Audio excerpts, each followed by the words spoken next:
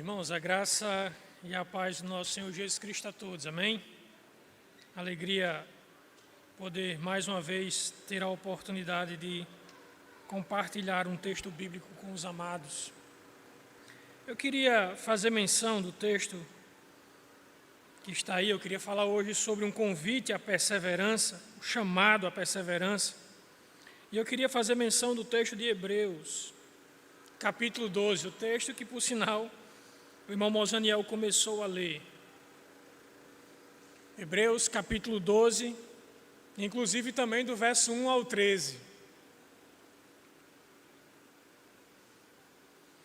Hebreus 12, do 1 ao 13, diz assim a palavra do nosso Deus. Portanto, também nós, uma vez que estamos rodeados por uma grande nuvem de testemunhas, livremo-nos de tudo o que nos atrapalha e do pecado que nos envolve, e corramos com perseverança a corrida que nos está proposta, tendo os olhos fitos em Jesus, autor e consumador da nossa fé. Ele, pela alegria que lhe fora proposta, suportou a cruz, desprezando a vergonha, e assentou-se à direita do trono de Deus. Pensem bem naquele que suportou tal oposição dos pecadores contra si mesmo, para que não se cansem e nem se desanimem. Na luta contra o pecado, vocês ainda não resistiram até o ponto de derramar o próprio sangue. Vocês se esqueceram da palavra de ânimo que lhes dirige como a filhos, dizendo: meu filho, não despreze a disciplina do Senhor, nem se magoe com a sua repreensão, pois o Senhor disciplina quem ama e castiga todo aquele que tem como filho. Suportem as dificuldades, recebendo-as como disciplina. Deus os trata como filho, pois qual é o filho que não é disciplinado pelo seu pai? Se vocês não são disciplinados, e a disciplina é para todos os filhos, então vocês não são filhos legítimos, mas sim ilegítimos. Além disso, tínhamos os nossos pais humanos que nos disciplinavam e nós os respeitávamos. Quanto mais devemos nós submeter-nos ao Pai dos Espíritos para assim vivermos. Nossos pais nos disciplinavam por um curto período, segundo lhe parecia melhor, mas Deus disciplina-nos para o nosso bem, para que participemos da sua santidade. Nenhuma disciplina parece ser motivo de alegria no momento inicial, mas sim de tristeza. Mais tarde, porém, produz fruto de justiça e paz para aqueles que por ela foram exercitados. Portanto, fortaleçam as mãos enfraquecidas e os joelhos vacilantes.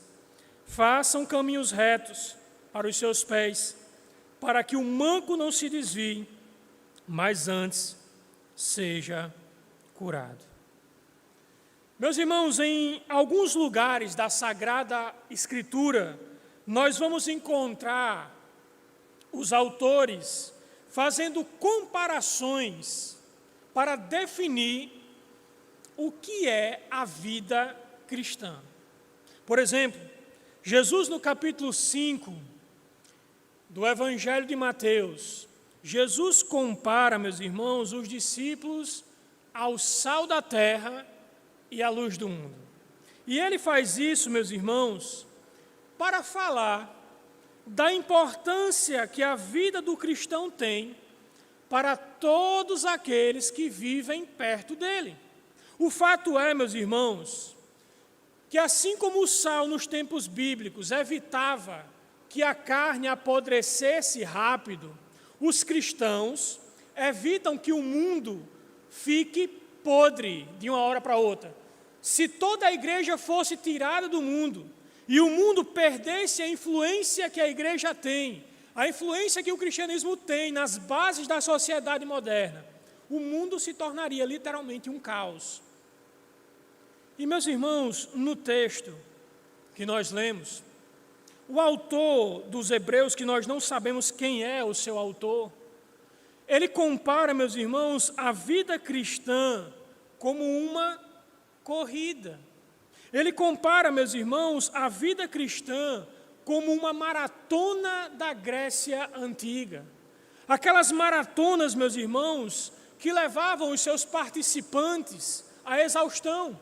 É tanto que a palavra, meus irmãos, utilizada aqui no texto para corrida, é a mesma palavra grega que dá origem à nossa palavra agonia. E de fato, meus irmãos, é interessante, porque a vida cristã, ela vai levar você à exaustão. Quando você decide tomar parte, crer em Jesus e viver da forma como Jesus quer que você viva nesse mundo, as aflições, os problemas, as dificuldades, meus irmãos, aparecerão na sua vida. E assim, meus irmãos, como as maratonas antigas, como as corridas antigas, as corridas modernas também são um teste de resistência. Você, por exemplo, quando a gente olha para aquela maratona de São Silvestre, né? Aquela corrida de São Silvestre, no final do ano, nós vemos, meus irmãos, que apenas aqueles que se prepararam, aqueles que perseveraram, que continuaram ali lutando contra o cansaço, contra as dores. Nosso irmão Clebson conhece muito bem essa área. Somente aqueles que perseveram, aqueles que lutam, que se preparam, eles conseguem chegar até o final. A gente vê que muitos ali, meus irmãos, quando a gente está assistindo, estão ali apenas para se fingir de corredores. Vão até fantasiados, o cara correndo lá na maratona, fantasiado de Homem-Aranha, Super-Homem. Eles estão apenas ali para ganhar os seus minutinhos de fama. Eles querem passar, querem se apresentar como corredores. Mas o fato é, meus irmãos, que essas pessoas fantasiadas, que estão apenas ali para ganhar os seus minutinhos de fama, eles logo vão desistir. Eles não vão conseguir, porque não tem preparo físico e também não tem perseverança para isso. E, meus irmãos, a igreja é a mesma coisa. Tem muita gente na igreja fantasiada de crente.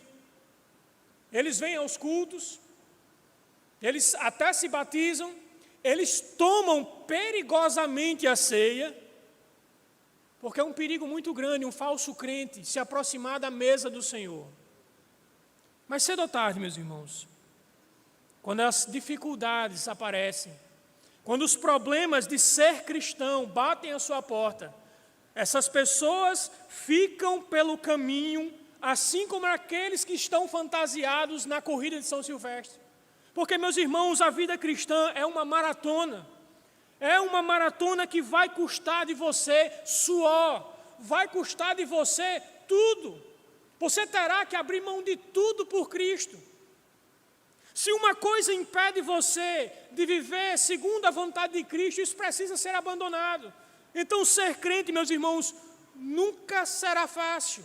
Será algo custoso, que trará um custo a você aqui na terra, mas trará um benefício eterno para a sua alma. Muitos enfrentam perseguições. Graças a Deus, o nosso país ainda não persegue cristãos, embora que a perseguição muitas vezes é velada. Basta você ser um apresentador cristão e você é boicotado, você é cancelado pela grande mídia, pelos aqueles que formam opinião. O que, na verdade, na maioria das vezes, o nosso país só forma... A maioria daqueles formadores de opinião do nosso país são uns idiotas úteis. Úteis. Mas, graças a Deus, nós não enfrentamos perseguição. Mas os cristãos que estão sendo alvos, estão sendo aqui, os receptores originais dessa carta estavam, sim, passando perseguições e privações. Os cristãos que receberam essa carta eram judeus que haviam se convertido ao cristianismo, mas tem um problema sério com isso naquela época. O judaísmo era uma religião aceita pelo Império Romano. Eles davam o nome de religião lícita. O Império Romano teve tanto problema tentando impor o culto pagão imperial aos judeus, teve tanta revolta, tanto banho de sangue, que os romanos tiveram a ideia. Não, foi o seguinte: como a gente não consegue dobrar os judeus, deixa eles cultuar o Deus deles desde que eles paguem os impostos.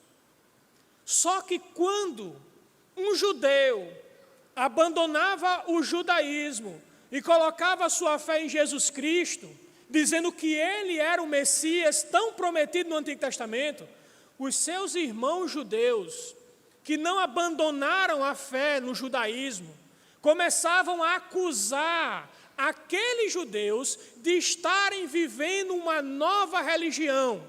E o que é que acontecia com uma nova religião? Ela era perseguida. Os próprios irmãos de sangue perseguindo os outros por causa de Jesus Cristo. Porque é isso que Jesus veio fazer. Ele veio trazer divisão. Não tem como alguém permanecer nas trevas e crer em Jesus. É impossível. Ele mesmo disse que veio trazer divisão a essa terra. Porque uma vez tendo crido nele, nós vivemos, agimos, pensamos e desejamos as coisas contrárias daqueles que querem viver a vontade do mundo. E haverá conflitos, meus irmãos. E muitos daqueles irmãos, mulheres foram expulsas de casa porque creram em Jesus. Maridos perderam o seu emprego porque creram em Jesus. Pessoas perderam a sua casa porque creram em Jesus. Diante de toda aquela dificuldade de um cristianismo raiz, muitos daqueles irmãos estavam querendo voltar para a antiga religião, porque se voltassem para o judaísmo e continuassem crendo em Jesus, mas voltando para o judaísmo, para as cerimônias no templo, a perseguição acabava. Então o autor diz: não voltem. Toda a carta aos Hebreus é um aviso do autor: não abandonem a igreja, como ele diz no capítulo 10, versos 26 e 27. Não abandonem a fé em Jesus, porque se abandonarem a fé em Jesus, se deixarem de se congregar, não resta sacrifício no judaísmo. Aqueles sacrifícios feitos no templo, na religião judaica, não adiantarão de nada. E então, meus irmãos, o autor, no capítulo 12 de Hebreus, ele vai trazer algumas atitudes que são necessárias se nós quisermos perseverar na caminhada cristã. Ele traz aqui, meus irmãos, algumas atitudes, se nós quisermos de fato se manter firmes até o final. E essas mesmas atitudes trazidas para aqueles irmãos servem para nós também que vivemos hoje. Se você chegou aqui desanimado, se você já chegou aqui fraco na fé, pensando em desistir da caminhada cristã, eu quero que você medite comigo em cada um dos conselhos, das atitudes que o autor está dando para aqueles irmãos. Em primeiro lugar, lembre-se do que Deus já fez. Lembre-se do que Deus já fez. Olhem comigo o verso 1. Ele diz: portanto nós, que estamos rodeados de uma grande nuvem de testemunhas. O autor tem em mente aqui o que eu falei no início, aquele estádio olímpico, em que as pessoas estão nas arquibancadas e os maratonistas lá, dando voltas para conseguir o prêmio, a coroa de louros. Agora, quem são essas testemunhas? Meus irmãos, eles são os heróis da fé do capítulo 11. Note que o texto diz, portanto, alguns termos, haja vista. Por quê? Porque é uma conclusão do capítulo 11. E no capítulo 11, meus irmãos, nós encontramos os homens e mulheres, os heróis da fé, que são prova viva, meus irmãos, da fidelidade de Deus na vida deles. O autor está mandando que aqueles crentes olhassem para o passado, para a história daqueles que foram fiéis a Deus, e lembrassem de que Deus, meus irmãos, é poderoso para completar a obra. Eles precisariam, meus irmãos, olhar para tudo aquilo que Deus fez na vida desses irmãos na fé. Meus irmãos, aqueles heróis, aqueles homens descritos na leitura que foi feita no início do culto, eles são testemunhas vivas de que Deus, meus irmãos, é fiel.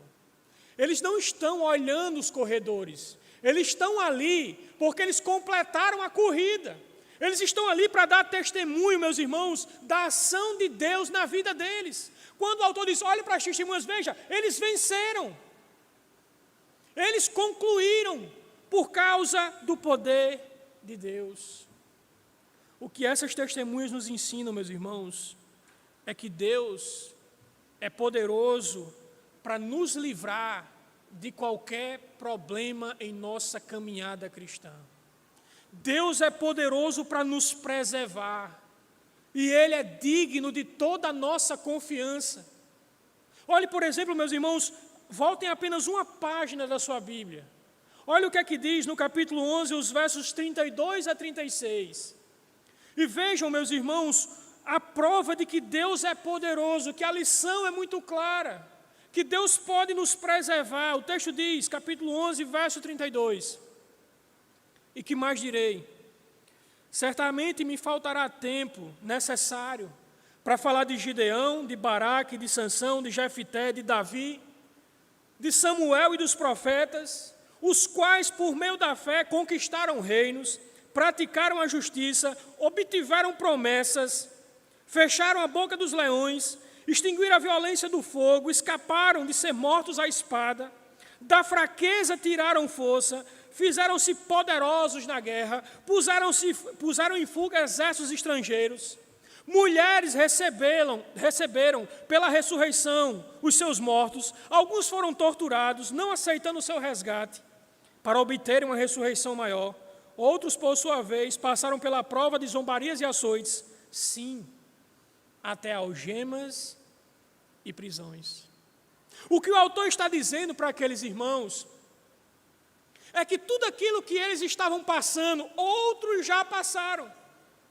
E esses outros conseguiram passar por causa da sua dependência, por causa da sua confiança única e exclusivamente em Deus.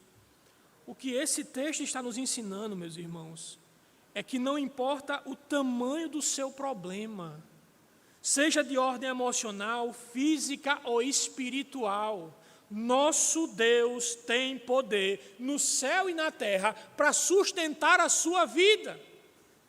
Quando Elias ficou isolado em um deserto, e Elias é tratado no capítulo 11, não de forma direta, Deus fez com que corvos levassem comida para Elias. Quando aqueles 3 jovens foram lançados na fornalha ardente, Cristo estava com eles na fornalha, evitando que o fogo os queimasse. A parte que eu acho mais surpreendente é que eles são rebolados amarrados, mas o fogo só queima as cordas.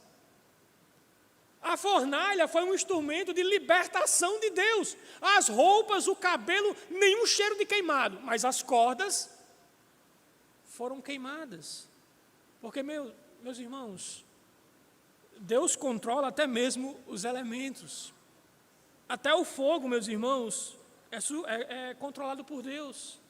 Esses exemplos, meus irmãos, são suficientes para dizer para mim e para você que nós não temos um motivo que seja plausível e aceitável para desistir da fé. Eu não sei se você já pensou em desistir, mas eu quero dizer a você que nenhum motivo, absolutamente nenhum, é aceitável diante de Deus. Tendo uma grande nuvem de testemunhas. Deus é fiel, é isso que eles estão dizendo para a gente. E Deus também recompensa aqueles que colocam a fé nele. Eles foram recompensados, meus irmãos. Deus sempre vai recompensar aqueles que colocam a sua fé nele. Meus irmãos, o nosso problema é que muitas vezes nós confiamos na nossa própria força e não descansamos inteiramente em Deus. Nós não descansamos inteiramente em Deus. Note, meus irmãos, que Deus não divide a sua glória. A sua vitória não é tipo assim, não. Você vai entrar com 30% e Deus entra com 70%. Não, a vitória pertence ao Senhor. A salvação vem do Senhor.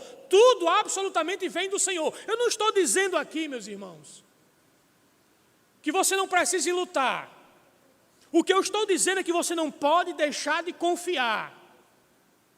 Note que em todo o capítulo 11, a palavra diz, pela fé. Pela fé, Enoque Pela fé Abraão, pela fé Davi, pela fé os profetas, pela fé, pela fé, pela fé, pela fé, porque tudo na nossa vida depende da nossa inteira entrega a Deus. Não pense, meus irmãos, que é o braço, o seu braço, a sua força, a sua capacidade que lhe deu alguma coisa. Nunca deixe que o seu coração minta para você e sugira que você tem alguma coisa que você merece ou que você conquistou por causa própria. Deus está por trás de tudo.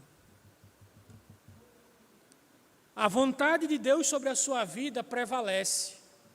Você pode até achar que não, você pode ignorar, mas se você está vivo é fruto da misericórdia dEle. Ele pode cortar você da terra agora mesmo durante esse culto. Se você está aqui, é porque é da misericórdia dEle. Então, meus irmãos, confiem. O Senhor é galardoador daqueles que o buscam. Olhe para o que Deus fez. Olhe para como Deus foi fiel na vida daqueles homens do Antigo Testamento e do Novo Testamento, na vida dos pais da igreja. Nós temos inúmeros exemplos da fidelidade de Deus até a nossa volta. Continuem crendo e confiando somente nele. Mas em segundo lugar, não apenas olhe para o que Deus já fez na vida dos seus servos. Obedeça também às exigências de Deus. Note, meus irmãos, que o texto diz que nós precisamos nos livrar de tudo que atrapalha. Ele diz, olhe para a nuvem de testemunhas e se livre de tudo aquilo que atrapalha. Deus dá, meus irmãos, algumas ordens aqui por meio do autor. Veja, meus irmãos, que ainda mantendo em mente a corrida da época, os corredores gregos naquela época, eles treinavam com pesos. Inclusive essa semana eu vi, Clebson entende aqui, mais uma vez o nosso expert aqui em corrida, irmão Mozaniel também. Eu vi um amigo meu correndo com peso nas pernas. Eu não estou correndo nem do jeito que eu estou, imagina botando peso. Mas ele botou os pesos nas pernas. E eu me lembrei, os corredores antigos faziam o mesmo. Por quê? Quando você treina com peso nas pernas, você se adapta a correr com um peso. O que é que acontece se você for correr e tirar os pesos, depois o seu corpo está adaptado a correr com os pesos?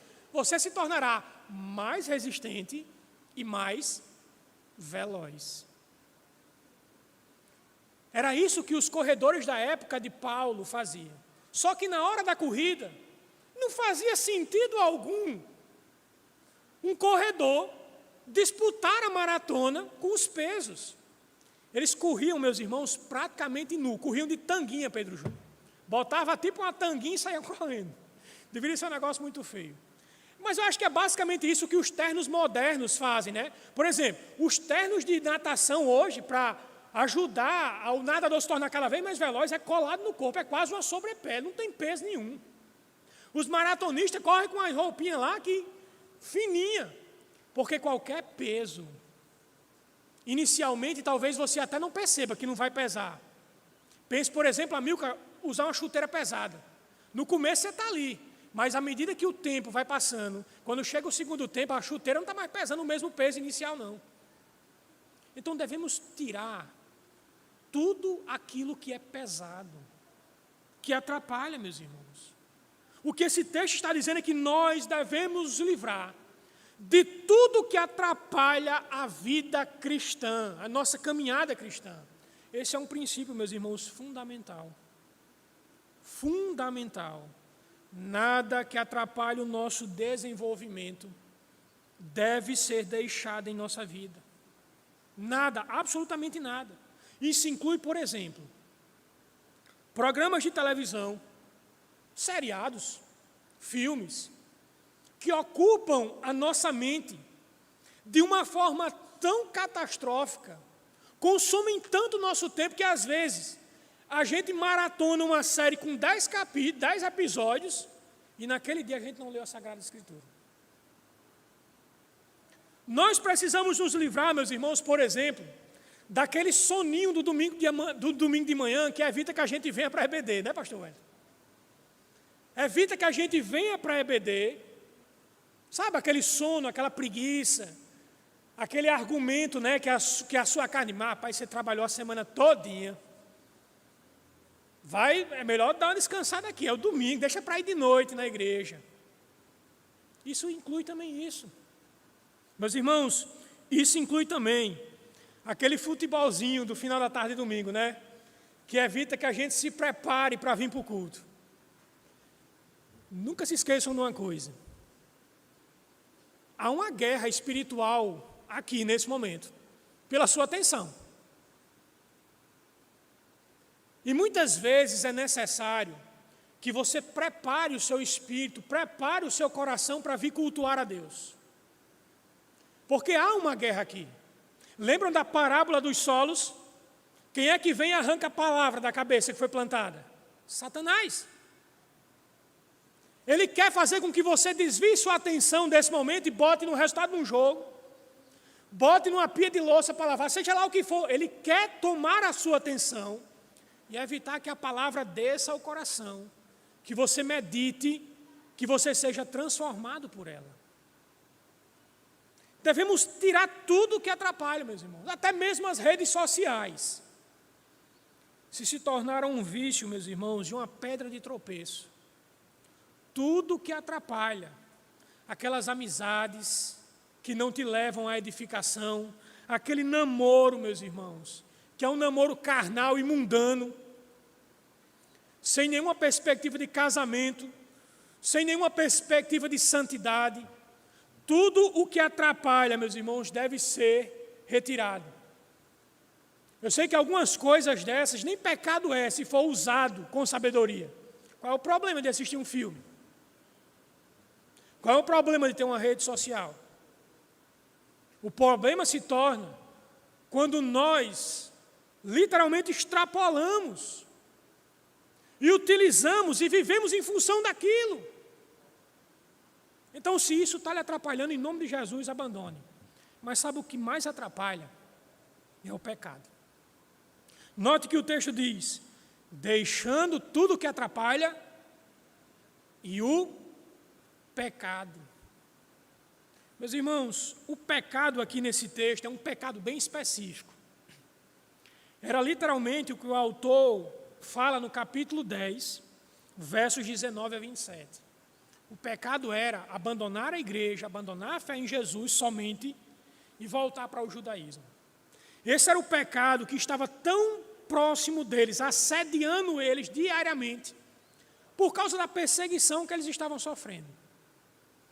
O autor está dizendo que eles precisam abandonar esse pecado.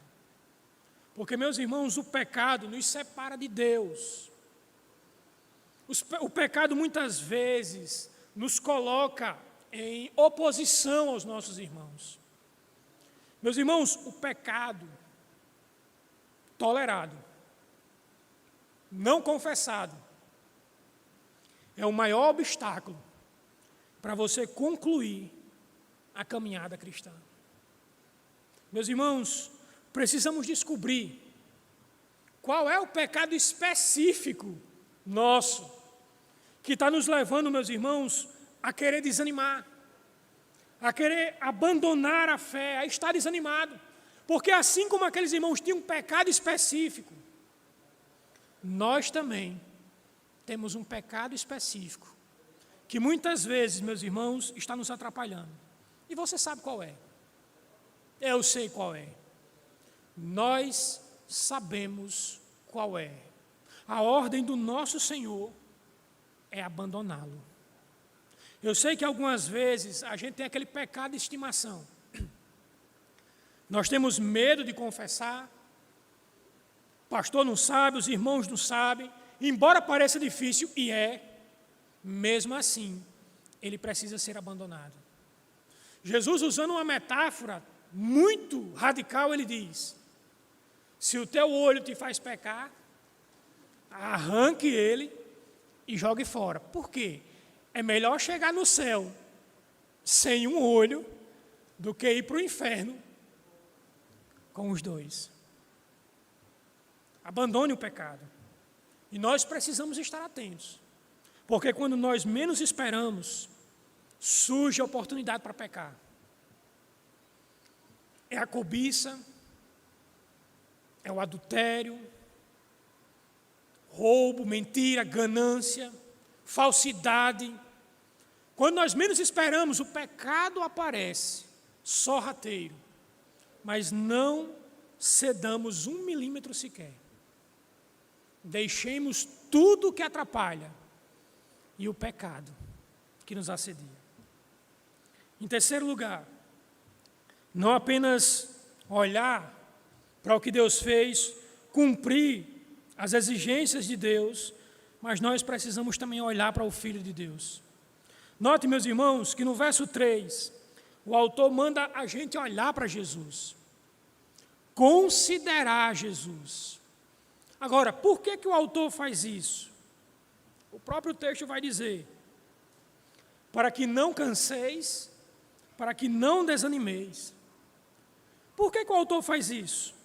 Porque, meus irmãos, quando nós comparamos o que Cristo passou, e mesmo assim perseverou, com o que nós enfrentamos, o nosso problema, meus irmãos, é literalmente nada. Nada.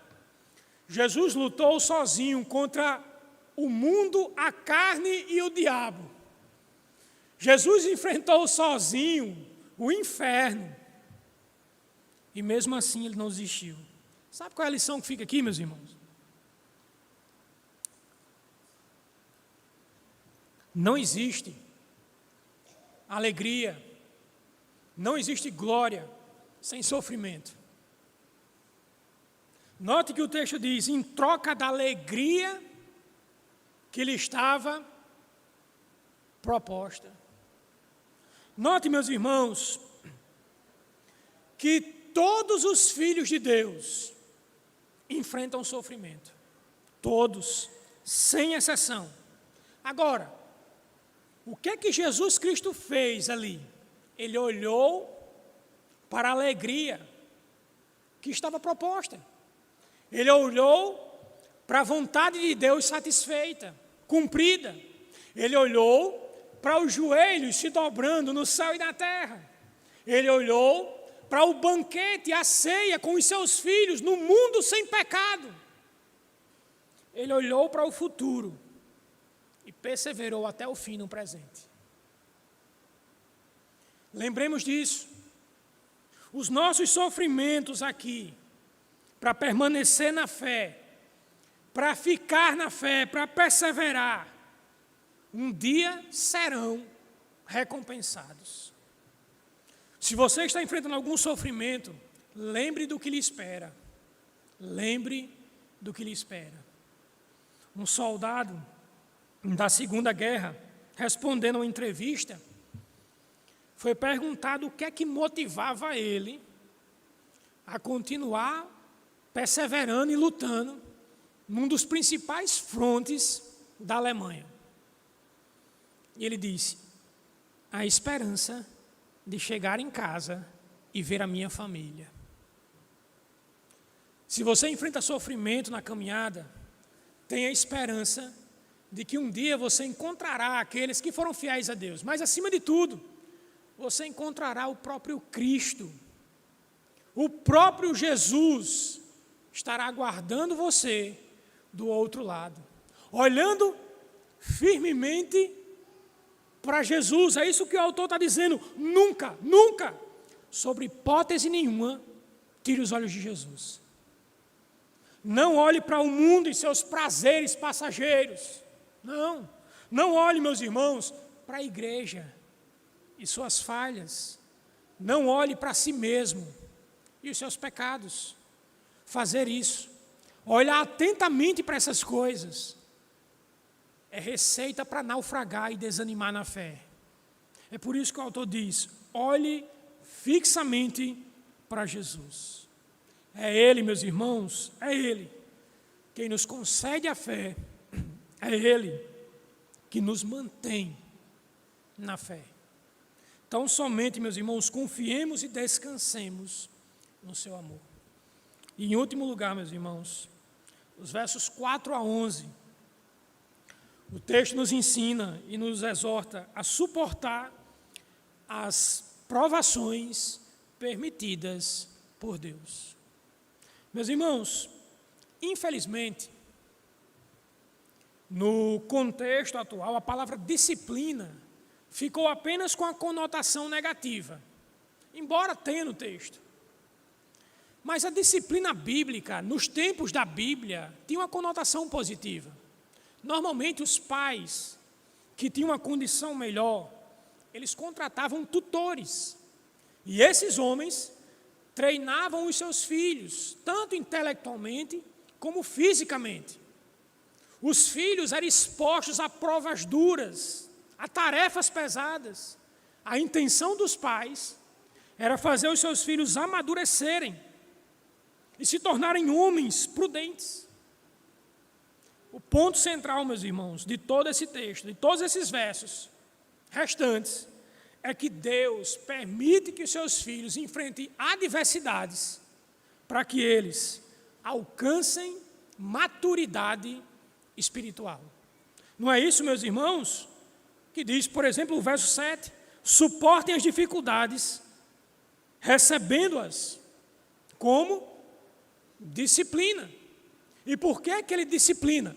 O verso 10 e 11 diz, para que sejamos participantes da sua santidade.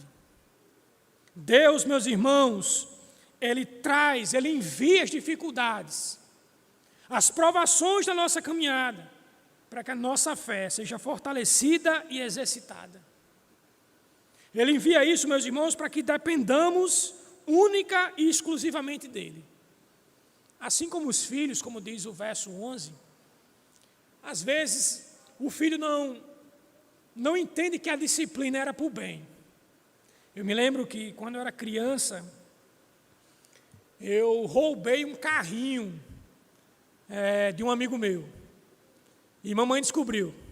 E eu levei uma surra tão grande, mas tão grande. A Milka conhece bem como era Dona Santa. O nome da minha mãe era Dona Santa.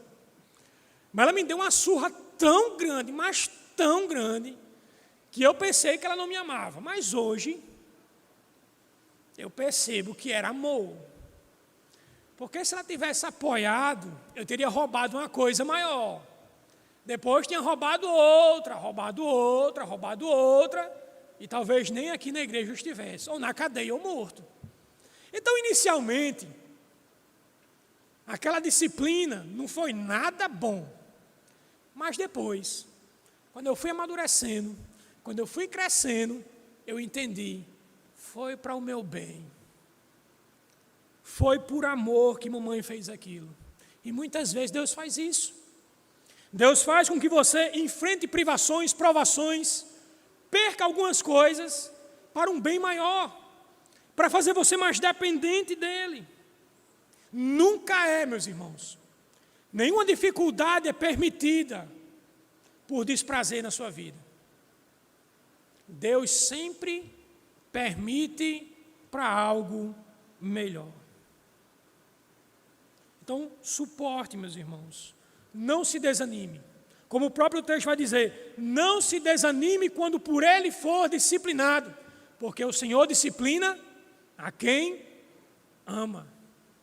Se você está na caminhada cristã e não enfrenta nenhuma provação, nenhuma dificuldade, é que nem o texto está dizendo, você não é filho, você é bastardo. Por que o autor está dizendo isso? Porque naquela época, muitos homens tinham filhos fora do casamento, mas nenhum recebia treinamento. Eram escanteados, nenhum eram treinados na disciplina. Nenhum. Eram todos bastardos. Então, se você está caminhando, se tem dificuldade, se tem provação, meus irmãos, você é um filho de Deus. Deus está treinando você para algo maior. Deixe-me concluir, meus irmãos. Não se esqueçam de uma coisa. O nosso desânimo influencia outros. Veja que o verso 12 e 13 manda que a gente fortaleça as mãos cansadas e os joelhos que estão vacilando. Para quê? Para que o manco não se desvie. A ideia aqui, meus irmãos, é que o desânimo, a falta de perseverança é como um vírus, se alastra. Se você abandona a fé diante das dificuldades, das provações, você é um mau exemplo para aqueles irmãos que estão passando pelas mesmas provações e dificuldades. Se você está desanimado, você é um mau exemplo para alguém que está lutando contra o desânimo. É por isso que o autor está dizendo, olha, ao invés de vocês desanimarem e abandonarem, perseverem, para que os outros vejam que vocês estão perseverando, se ajeitem, endureçam o andado, fortaleçam e continuem.